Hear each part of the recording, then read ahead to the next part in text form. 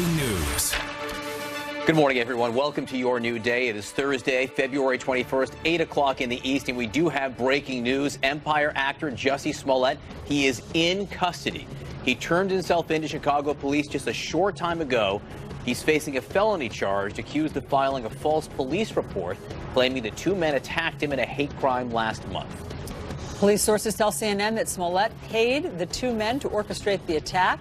We are expecting to hear from Chicago's police chief soon, ahead of Smollett making his first appearance in court this afternoon. CNN's Ryan Young is live in Chicago with all of the breaking details. Ryan, you've been on this story for weeks. What a conclusion today. Honestly, what a conclusion. You never knew when this whole thing started that it was going to unravel the way it did. I can tell you this. I expect the Chicago Police Department sort of to punch back today because they haven't really been talking too much in public about this case. But I know everyone was pretty upset because they thought this made the city look bad in terms of this whole allegation. But let me get you what we know so far. We know around 5 o'clock this morning that Jussie Smollett with his attorneys turned himself in to central booking. And they did that on purpose because I believe they're trying to keep the actor out of the eye of the public because they want to stop us from being able to get video of him turning himself in. The next step for him is after talking to detectives, he will be brought here to the courthouse, and then he'll be booked like anyone else before his bond hearing. But if you think about this and how this all unraveled, it's an amazing story. Think about January 29th when the reports first came out. He said he was attacked by two men. One put a noose around his neck. They yelled slurs at him. When police first arrived, he actually asked some of the arriving officers to turn off their body cameras. He didn't even want to go to the hospital with them. He self-transported himself to the hospital. So there were questions about his initial story. But since then, things have been falling apart because when detectives put out the person of interest, they were able to get those guys as they came back from Nigeria. Those two men ended up being the whole linchpin in terms of being able to explain to police exactly what happened. They said they were paid $3,500 by the actor to orchestrate all this. They've been telling police their entire story. They even gave over their cell phones to them. In fact, we have video of them buying some of the items from a beauty supply store to be able to pull this off. But of course, as we've learned now, detectives have been able to figure this out. To think about this, in a city like this with all the crime that it's faced, even though crime numbers are down, you're talking about these detectives, 12 of them, putting over 1,000 hours of work to be able to track this down. And then yesterday, they thought he was finally going to come forward and talk to them and tell them the entire story, Jussie Smollett, with his lawyers. He didn't show up. That angered detectives and the police department even more, so they went forward with the grand jury. I was sitting inside the courthouse. I saw some of the detectives walking our direction. I just got behind them and started walking with them. Next thing you know, they started having the grand jury that lasted for several hours. We believe the two men, the brothers, Abel and Ola Osendero, talked for about 2.5 hours, detailing to the grand jury all the information they had about this and the sordid details. And you have to go back to the fact that a letter was sent to the Empire set a week before all this happened, and they had some crushed powder in it. They had a hazmat team go out there. That didn't get enough attention. So this whole thing was set up for some reason to get the attention of all of us. Well, he has our attention now. Still no clear idea of what the motive is for all of this. But we do know at some point the actor will be brought here, go to central booking, there'll be a bond hearing. Unfortunately here, probably no cameras allowed in that bond hearing, so we probably won't see him there either. So again, this story falling apart, coming to this conclusion that has a lot of us scratching our heads to try to figure out exactly why did this happen. All right, Ryan Young, who's been covering this story from the beginning for us in Chicago. Ryan, great work. Thank you very much. Joining us now to discuss it, Reva Martin, civil rights attorney and CNN legal analyst, and Joey Jackson, a criminal defense attorney and CNN legal analyst. The two new data points this morning, the big news, Jussie Smollett turned himself in, he's in custody, and we're going to hear from police in a couple of hours in Chicago. Reva, so what's going on with the defense team, and what do you expect to hear from police?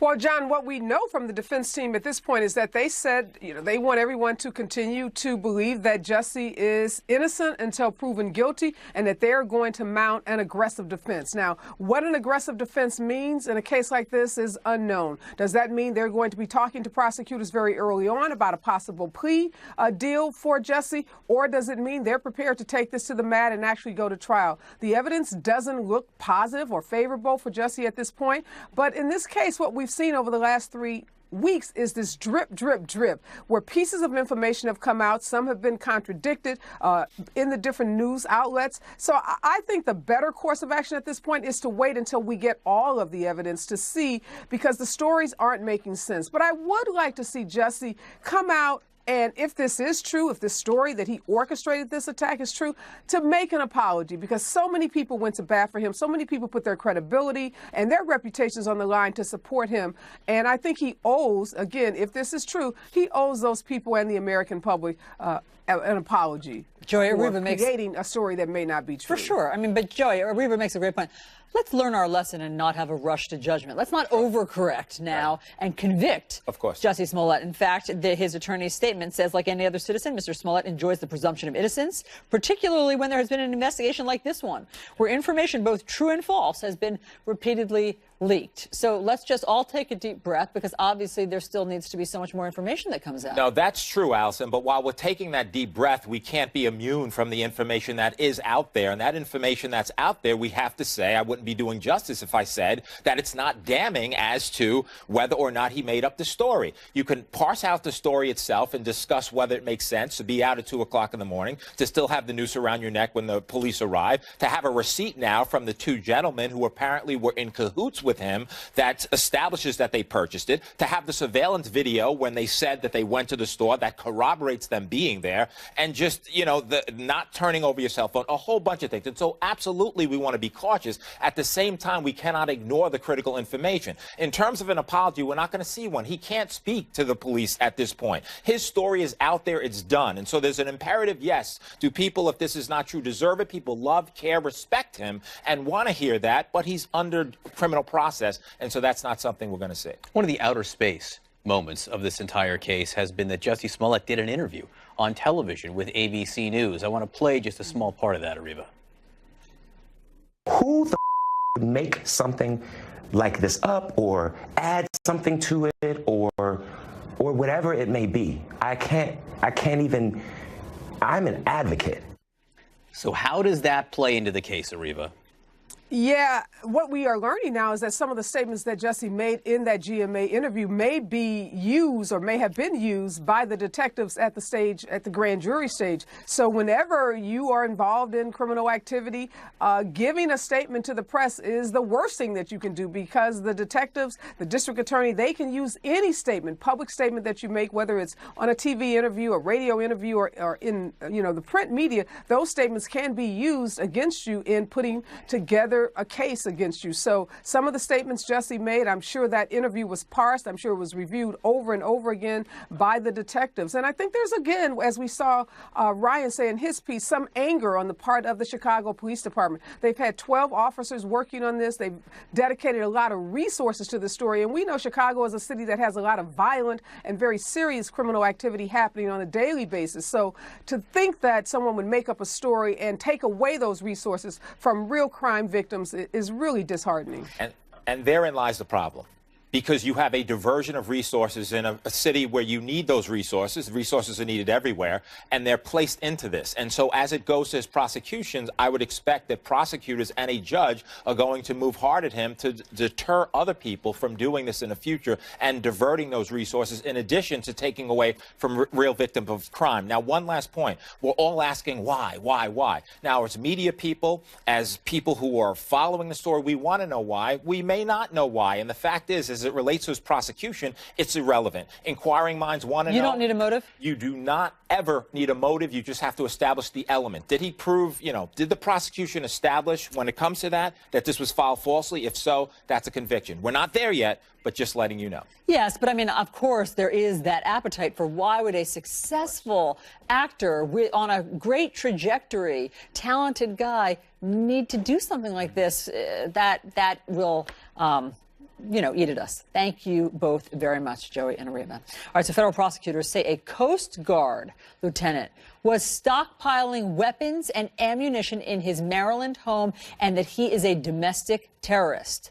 The feds say he was planning a mass killing of politicians and journalists on his hit list that they've found. CNN's Jessica Schneider is live in Washington with more. This is a really chilling case, Jessica. It is, Allison. And this man that prosecutors say was planning this mass murder, well, he was at the same time going to work every day at Coast Guard headquarters in Washington, D.C. And when the Coast Guard eventually noticed these red flags, they launched an investigation, and agents discovered an arsenal in the suspect's apartment.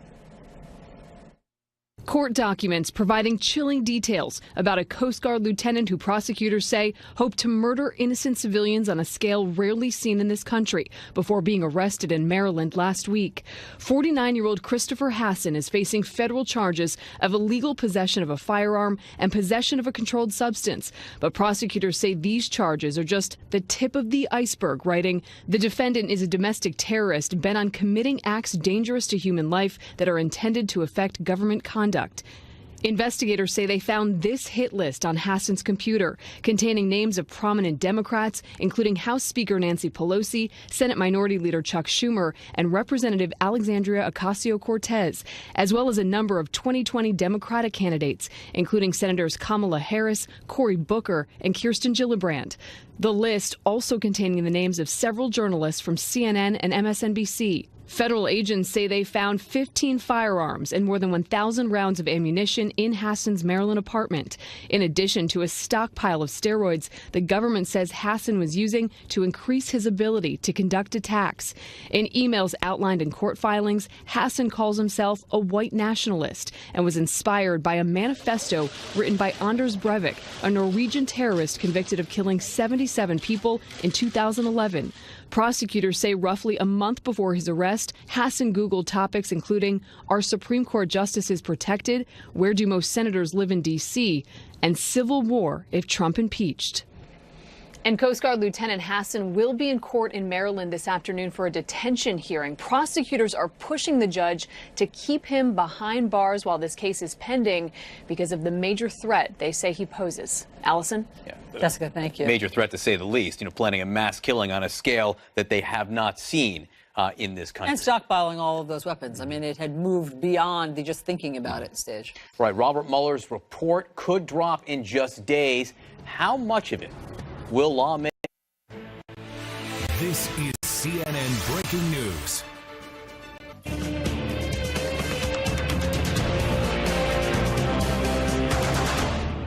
Sources tell CNN that Attorney General William Barr is preparing to announce the completion of Robert Mueller's Russia investigation as early as next week. Now, Barr talked about what could come next at a congressional hearing just last month. The Attorney General, as I understand the rules, would report to Congress about the conclusion of the investigation, and I believe there may be discretion there about what the Attorney General can put in that report. So you would make a report to Congress? Yes. Based on the report you've received? Yes. Glad we waited for that. The supporting actor was Senator John Kennedy from Louisiana right there, up for a nomination for Sunday night. Joining us now, Jennifer Rogers, former federal prosecutor at the Southern District of New York, also a CNN legal analyst. Nia Malika Henderson, CNN senior political reporter. And Garrett Graff, author of The Threat Matrix Inside Robert Mueller's FBI and the War on Global Terror. He is a CNN contributor. Garrett, in Wired.com, you put together a list of 7 possibilities for what William Barr might do. We believe he's going to get the Mueller report next week. The big question is, what does Barr then do with it? How does this process work? And you lay out 7 possibilities. Let's not go through all 7. I just want to draw people's attention to number 1, which is that Mueller gives Barr a simple letter saying who he's charging and who he's not charging. Number 3, though, is a detailed narrative, a novel, as it were, of what happened here. How do you think Mueller is choosing how to make this decision? Well, you know, I think most people, when they hear the phrase Mueller report, think of what the 9/11 Commission did or what Ken Starr did, which is publish that highly detailed, heavily footnoted full novel. But I think it's worth noting how much Mueller has been filing in these court documents so far, these so-called speaking indictments, where he is speaking not through the press, not through ancillary materials, but through the actual indictments and court filings and guilty pleas that he's filing with the court along the way. I think we are most likely to see that Mueller chooses a vehicle like that to make public what he needs to make public, or what he feels like he needs to make public, because that's something that he has total control over. Whereas anything that he hands over to William Barr and as the Attorney General, then it's up to Barr to decide what to hand over to Congress, whether it's the full report, whether it's a summary, or something in between. And so this is a situation where the one thing that Mueller can absolutely control are the court filings. Jennifer, if this does in fact happen early next week, or as early as next week, how do you see it playing out?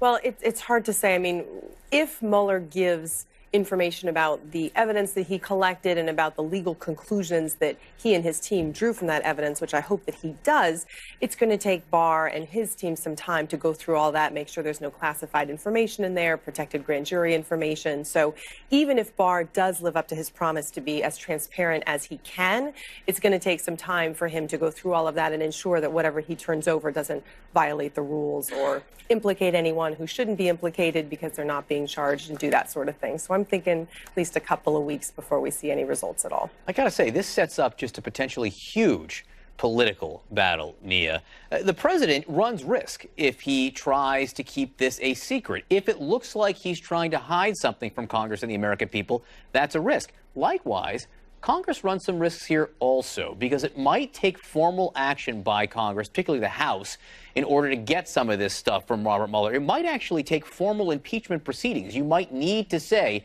we are formally investigating this in order to issue that subpoena that the courts would recognize to get some of these documents. There's risk on both sides. There is tremendous risk on both sides, and this is going to continue to be a political battle. We've seen it already with the president labeling the Mueller probe as a witch hunt and basically cooked up by angry Democrats, and then Democrats at this point saying they would be prepared to issue a subpoena for this full report and possibly issue a subpoena to have Robert Mueller also come up and testify. Who knows what would happen with either of those? But this has always been, you know, sort of at the crux of a lot of the conversation on the Hill, a lot of the conversation among Democrats, a lot of the conversation among Republicans, a real dividing line in terms of how they see these proceedings, how they see this probe. One of the things where people are united, and we've got a poll on this, essentially Americans want to see this report. It's been much discussed over these almost 2 years, and the subject of much debate on the Hill and just in general among lawmakers. So you've got Republicans and Democrats very much wanting to see this, and you'll have Barr in the middle of it, basically having to balance these DOJ regulations with what the president wants as well. He did in that hearing, Barr said that the president wouldn't have any say in terms of what Congress would eventually see. I think that comforted some Democrats, but still they are leery of what Barr might do and want to see a full accounting of this Mueller probe. And we'll see what the president does. You heard him yesterday essentially say it's all up to Barr. And one of the questions you might have for this president is, if all along you have said there's no collusion, if all along you've said this is just a witch hunt by angry Democrats and essentially that he didn't do anything wrong, well, what's wrong with just having full transparency and releasing this report? You know, Jennifer, we just had Senator Richard Blumenthal on, and he suggested that if they don't have enough answers, that his committee would subpoena people, including possibly Robert Mueller, and then would it be up to Bill Barr whether to okay whether Robert Mueller can go in front of a congressional committee? I don't think so. You know, the problem is these regulations are being used for the first time with this new special counsel regulation with Bob Mueller. So it's hard to say how it would play out. But I think what would happen is the subpoena would be issued and it would be up to either Robert Mueller himself or someone else to come in, maybe the White House, on this executive privilege theory to try to quash that subpoena, saying he can't testify about things that are subject of executive privilege, and Mueller might reveal those things. But, you know, it's anyone's guess. This is uncharted territory, basically. Pretty much. And I want to draw people's attention to the glitch or the conundrum in all of this again. And I do think it's worth noting, Garrett, here, which is that Justice Department guidelines say that a sitting president can't be indicted, correct? And William Barr's, I think, interpretation of the special counsel law is that he can't make public any information about someone who is not charged. So if the president can't be charged by Justice Department guidelines, Barr might be suggesting, I never will make any public any derogatory information, even if it's politically damaging and politically noteworthy to Congress there. How will Congress handle that? Is there a roadmap in Watergate with Leon Jaworski? Yeah, and so this is a complicated question. First, this matter of whether the president can or cannot be indicted is not as settled as the president's TV lawyer, Rudy Giuliani, would tell you it is. It's a Justice Department policy, not a regulation. So it is something that with discussion and approval, Robert Mueller could decide to move forward with an indictment of the sitting president. They could also file an indictment and immediately suspend the case until the president leaves office. Or they could file an indictment of others and name the president as an unindicted co-conspirator. So Mueller does have some legal tools available to him, even around the conundrum of the way that the current Justice Department guidelines are written. But your question, I think, is actually a really important one, which is Bob Mueller's task is to investigate criminal federal crimes. And what does Robert Mueller do with what are essentially political crimes? You know, ultimately, this is a question for Congress in terms of high crimes and misdemeanors that the president may have committed either before becoming president or in the White House under potential impeachment hearings, and that this is something where it's entirely possible that Mueller comes up with evidence of behavior that falls short of a chargeable federal felony, but is still something that in a democratic system like ours, we don't want candidates for high office engaging in. And that does become a really sticky question of sort of what does Mueller do with things that are just bad politics? We're all watching closely for those answers. Garrett, Nia, Jennifer, thank you very much. Thank you. So what can Congress do if the new Attorney General does not release the full Mueller report? A key House Democrat tells us next.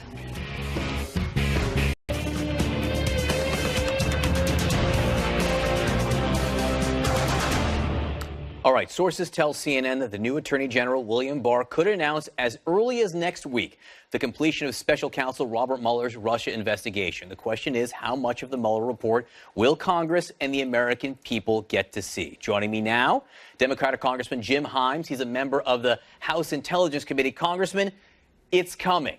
The question is, what's coming? What are your expectations here? Yeah, John, I have pretty clear expectations here. You know, this Mueller report has been probably the most controversial thing the American public has had to consider for the last year. And of course, that's very much a deliberate strategy by the president and the president's supporters to throw mud on the FBI, on the Department of Justice, on Robert Mueller himself. And of course, this has been enormously divisive for the country. So, you know, there's all sorts of considerations in an ordinary investigation about whether a report or any sort of statement at all is made, if it might compromise people who have not been charged. Obviously, we need to be protective of sources and methods and that sort of thing. But the answer here, John, is that this has been such a momentous moment for the American public that while there is a need to protect sources and methods, this report needs to come out in a way that explains exactly exactly what the special counsel has been doing and exactly what the special counsel found. That is critical, I think, to the restoration of some sense of normal politics in this country. You say it's essential to protect sources and methods. What about the protection of people who are not charged with crimes? Because declinations, declining to prosecute or charge here, that is one of the things that Robert Mueller will report to William Barr, but one of the things that might not be given to Congress. How much there do you think you have a right to know? Well, that's a really good question, John, and I'm not sure you can answer it in general. In other words, one of the reasons prosecutors don't release reports or talk about investigations is because if somebody, was suspected of a crime, they shouldn't have to carry around for the rest of their life the notion that they were suspected, but there was not enough proof there to either charge or take to trial. Now, here's the other side of that argument. The FBI and the Department of Justice, for better or for worse, crossed that bridge a long time ago when FBI Director Jim Comey decided to tell the American public not once but twice that then candidate Hillary Clinton was under investigation. And then remember the very public announcement that, gosh, we didn't find anything. That was an unusual statement of no finding an investigation that actually may have had a substantial impact on the election of 2016. So in this case, again, there is a powerful public interest in people knowing exactly what happened. But yes, of course, in addition to protecting things that might be classified, this will need to be done in a way that it can be released to the public without prejudicing or compromising people whose reputation shouldn't be compromised. To be clear, one person who agrees with your Comey argument has been William Barr, and that might be an argument that he makes not to release things. The argument is Comey didn't handle it right. I am going to handle it in his argument the right way. My next question to you is, what are you prepared to do about it? What will the Democratic House do if you don't get what you want from the Attorney General of the United States? Yeah, John, and look, I appreciate your previous point, but again, this is not your run-of-the-mill, usual FBI investigation of, some possible bad guy. This is something that has twisted the American body politic into a pretzel for well over a year now. So the public interest in knowing what happened. And by the way, if the president is 100% innocent of any sort of collusion, of money laundering, of obstruction of justice, you know what? The American people need to know that too. So I'm not advocating, for any particular outcome. What I'm advocating for is that cathartic moment when the American people finally learned what really happened. And to that end, and to answer your question, if the new Attorney General, releases a 2-page summary which doesn't tell us anything, you can bet that we will subpoena that report, and we will do what we need to do, again, in the service of the public interest of allowing Americans to know what really happened so that this isn't a festering sore, on the American body politic years from now. We will subpoena that document and figure out a way to tell the American people what really happened, regardless of what happened. All right, also happening next week in this giant week of news and developments, Michael Cohen is going to testify in public before cameras to the House Oversight Committee. And then the next day, it's my understanding, behind closed doors to your committee, the House Intelligence Committee. He's restricted to what he can say to Oversight, but no restrictions, I believe, in what he can answer to you, including questions about the Russia investigation. What do you want to know from Michael Cohen? Yeah, and John, I think there's probably not going to be a dramatic difference in those two testimonies, right? Michael Cohen wasn't living in a classified environment. He wasn't working for the CIA. He wasn't doing, confidential investigations. So I don't imagine there's a huge amount of stuff that we would consider classified.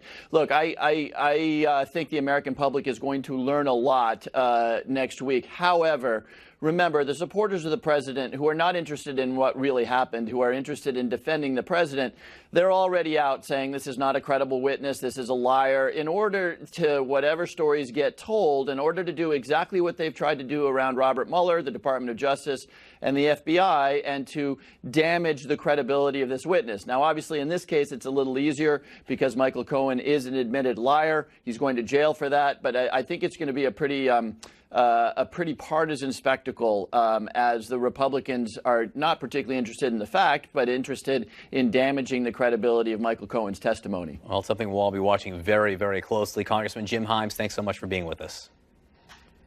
Thank you, John. Allison. All right, John, Pope Francis convening an historic summit on sexual abuse at the Vatican. What is the Pope doing to stop this scandal? Pope Francis calling Catholic Church leaders to action as he opens an historic Vatican summit on clergy sex abuse. The Pope says they must, quote, listen to the cry of the small who are asking for justice. Abuse survivors are there telling bishops about the trauma inflicted on them by those they trusted. CNN's Rosa Flores is live in Rome for us with more. So what's happening today, Rosa? I'm sorry, Allison.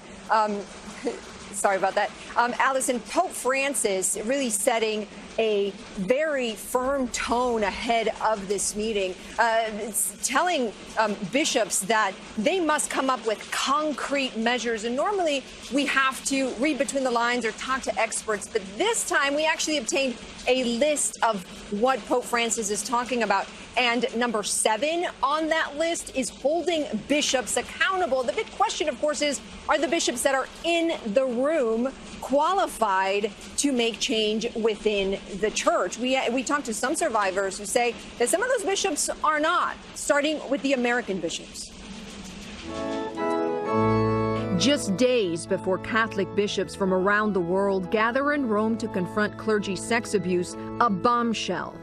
Theodore McCarrick, a former cardinal and archbishop of Washington, D.C., was defrocked by Pope Francis on Saturday after a church trial found him guilty of abusing minors and adult seminarians decades earlier. The expulsion of McCarrick, once one of the highest-ranking Catholic officials in the U.S., marks the first time an American cardinal has been held to account in a scandal that has dogged the church for decades. More than 6,700 priests in the U.S. have abused tens of thousands of children since 1950, according to Bishop Accountability, but only a fraction of them have been defrocked. McCarrick's dismissal is just the latest in a wave of high-level fallouts that has rocked the Catholic Church over the last year. In October, Cardinal Donald Wuerl, then one of the world's most powerful Catholics, resigned in the wake of a damning grand jury report in Pennsylvania, which accused him of mishandling cases of abuse. Wuerl denied the allegations. According to Bishop Accountability, the church has released about 100 lists with the names of an estimated 2,500 predator priests and has shelled out more than $3.8 billion in settlements and payouts since the 1980s. The unprecedented discipline of McCarrick was welcomed by this man, Cardinal Daniel DiNardo of Houston. He released a statement about McCarrick that said in part, "No bishop, no matter how influential, is above the law of the church." Despite that hard line, he arrived in Rome amid a cloud of controversy. He is under scrutiny in 2 states for his mishandling of abuse claims made against priests he once oversaw.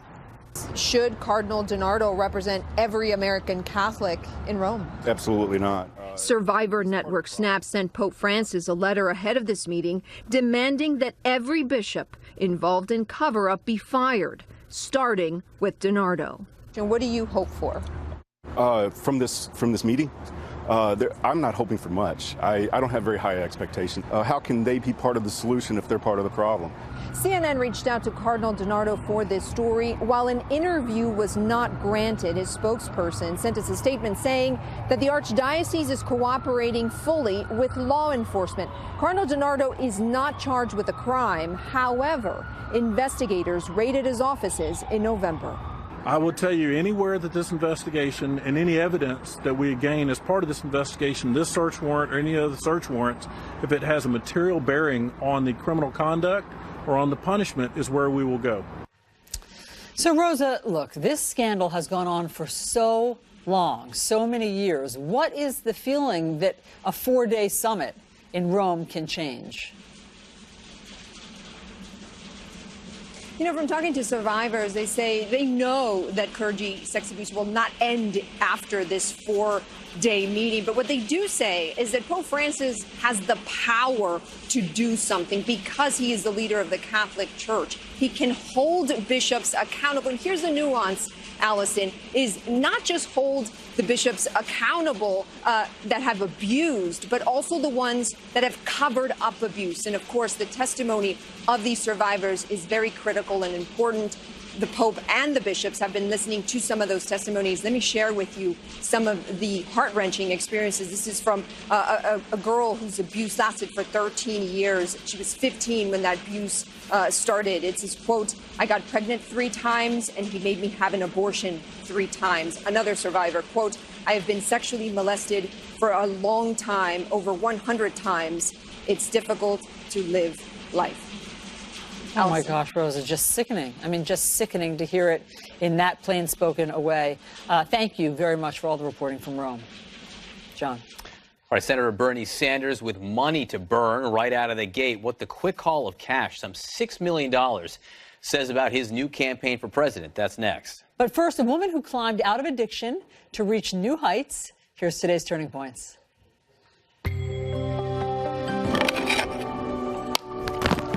The sound of the axe hitting the ice.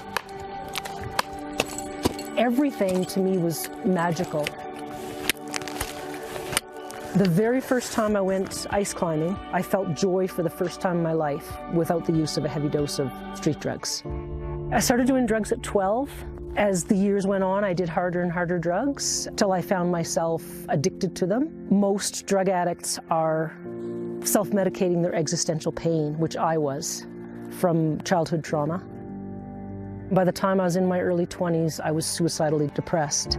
Later, I got thrown in jail on drug charges, and that was my rock bottom. I missed the feeling of wind in my hair and sun on my face, and that's when I realized that my relationship with nature was stronger than my relationship with drugs. It brought me into the present moment.